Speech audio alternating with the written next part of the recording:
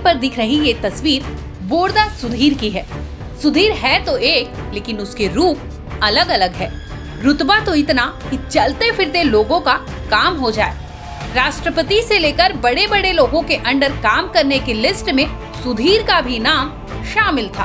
कोई सुधीर से कुछ पूछता तो वो खुद को आला अफसर ही बताता, वो भी बकायदा आर्मी का मेजर।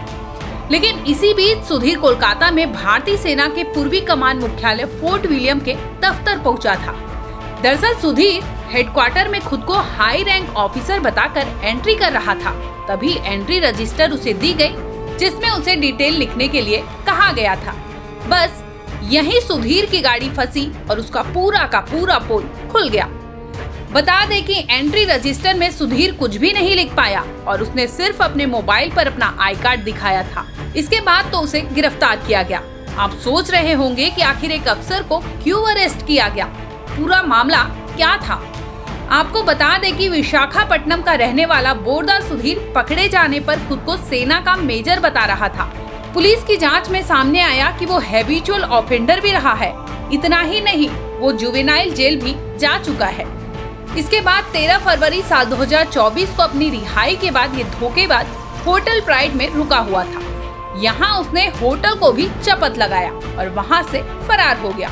बताते चले कि 14 मार्च साल 2024 को सुधीर बिना टिकट यात्रा करते हुए हावड़ा रेलवे स्टेशन जा पहुंचा।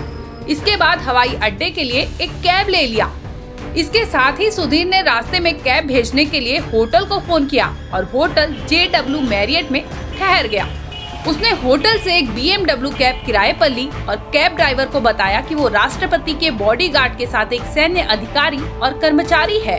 उस पर भरोसा करते हुए कैब ड्राइवर ने उससे कहा कि वो अपनी बेटी को जाधवपुर विश्वविद्यालय में किसी कोटे के तहत दाखिला दिलवाना चाहता है।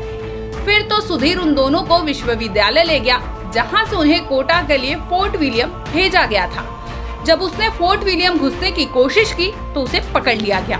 धोखेबाज सुधीर ने लग्जरी होटलों, दुकानों और कई जगह डिजिटल लेन देन किया था। वो डिजिटल पेमेंट के लिए भीम ऐप का इस्तेमाल करता था। इतना ही नहीं, शुरुआत में कंफर्मेशन के लिए उसे एडिट कर देता था, जिससे लेन देन फेल हो जाता था। उसे 15 मार्च साल 2024 को पुलिस को सौंप दिया गया। पुलिस जांच में उसने बताया कि वो बीटेक का छात्र रहा है।